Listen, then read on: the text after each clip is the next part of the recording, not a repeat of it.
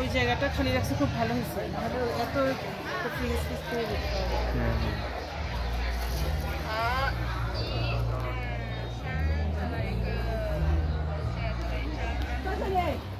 那个阿诗玛，草坪不让进，你赶快出来，待会儿人家开罚单过来的。好，看我这边，1、2、3，可以。